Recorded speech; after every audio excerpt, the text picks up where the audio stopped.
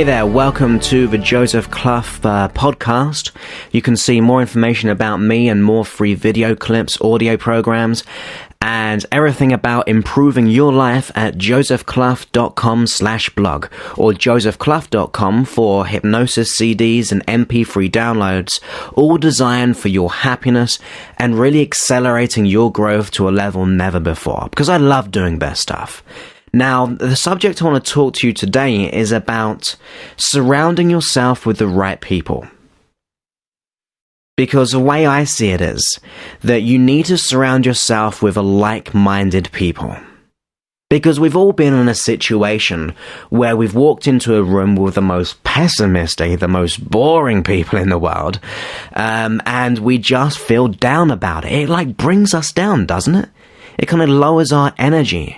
And we know if we surround ourselves with that one person who constantly is complaining about things, complaining about how the buses are late, how the queues are too long, that there's too much traffic on the road, that the economy's going crazy, how depressed they are, how depressed their cat is, all these things, it just annoys you and gets you into that mentality. I know when I'm in it, it just drives me crazy that I've got to say, hey, I can't be around this person, because you've got to take that decision that ultimately, and I can't remember who says this quote, but they say that you are the sum of the 5 closest people in your life. Now let's think about that. Go ahead and think about your life right now, and think about the 5 people most closest to you, in whether it be friends and family and things like that. Now, as you think about that, you are ultimately, this person said that you are ultimately the sum of those people. The good, the bad, in every way, we're ultimately the sum of that person. Or of those people, sorry.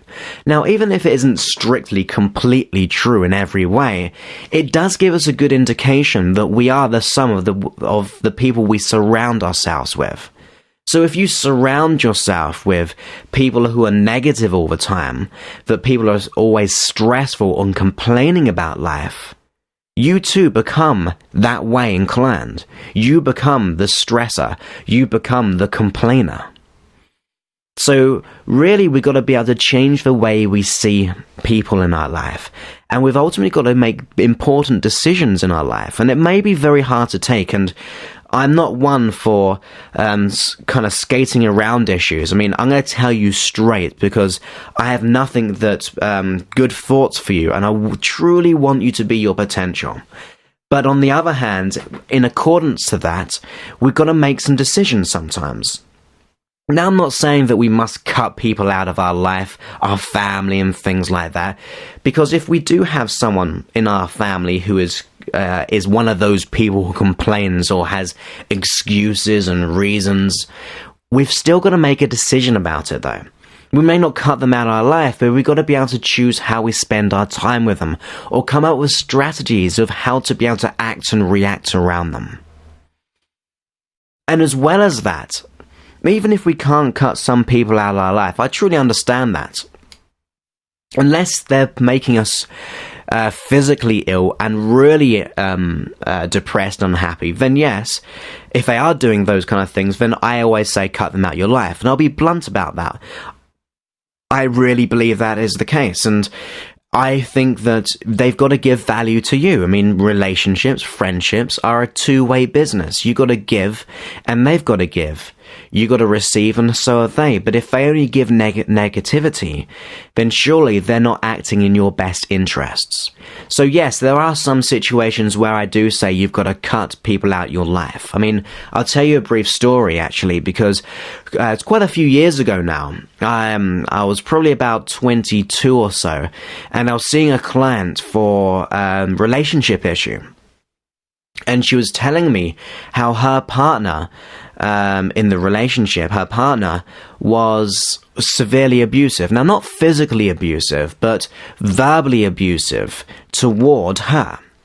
Now, I had to kind of give her some choices, really. I said, well, the way I see it is, it's like if someone breaks your arm and then together, me and you, we heal it so it becomes nice and strong again. if that same person is tapping away at that injury and re-breaking it, then it's always going to, every time we fix the arm, there's an external force putting pressure on that damaged arm. And we can never truly have that healthy arm because of that external pressure.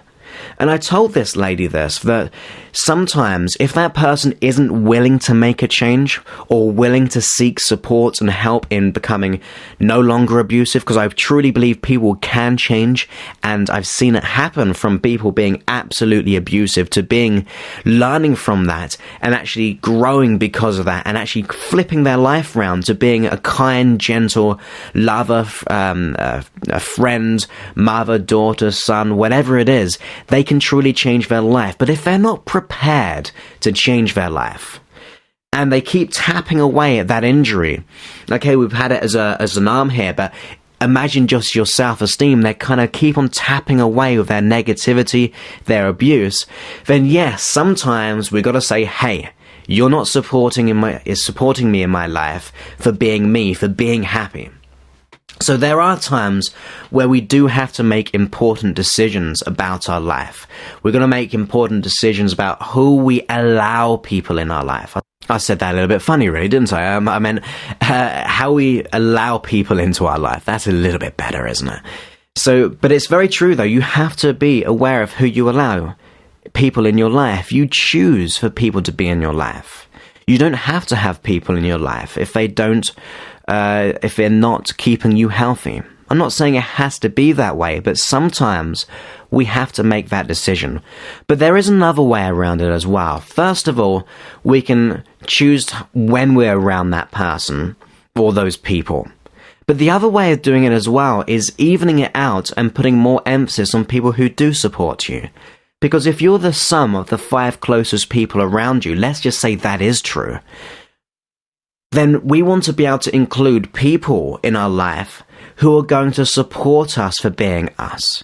Now, what I always make sure is I surround myself with people who give me joy. But also within business as well, I surround myself with people who have ideas in an entrepreneurial way, where we can bounce ideas off people. Because if I have one thought and you have one thought, and we combine those thoughts, the chances are we're going to create many more thoughts than me just thinking by myself. So I always make sure I surround myself with people with a liked mind. And I just love helping people, so I try to support myself with people who have the same type of mindsets, whether it be in an entrepreneurial way, whether it be in a humorous way, whether it be in a self-development way, or whether it be just in a caring way. I want to surround myself with people who just kind of give out that energy of warmth and positivity. Because I just feed off them. It's like when I'm surrounded by the people who I love and who have that way of being in life, who are just always optimistic, then I just know I'm going to feel good. I just kind of feed off that energy and then I give it off to them. And you're creating this energy of positivity. So one of my tasks for you to do is think about the type of people you'd like to be surrounded by. So let's just say in a business situation. Now, the best way, I believe, to get better at business, better at being an entrepreneur, better at being efficient in your job and your career, is surrounding yourself with people who are good at what they do. So I want you to think about, if this is a case in the business way, what kind of people can you make contact with that will support your growth in your career? Now, it could be one of your bosses and you go up to them and you say, look, I'm eager to learn and I want to be able to do the best that I can be and really help the business grow as well as help myself grow. But in order to do that, I need to model someone who's been in that situation. And I really deeply respect you as a mentor, really. And I would love if you'd be able to share some of your knowledge, your wisdom, and some of your time to be able to help me get better at being in business. Now, this could be within your workplace, but if you're an entrepreneur or your own business, find people who have done what you want to do and ask the questions. Because usually people like to give away information. They truly do. I mean, when I need help, I ask people. Now, they may not always give back the information I need or even answer my emails or my phone calls. It's because some people are just quite simply busy.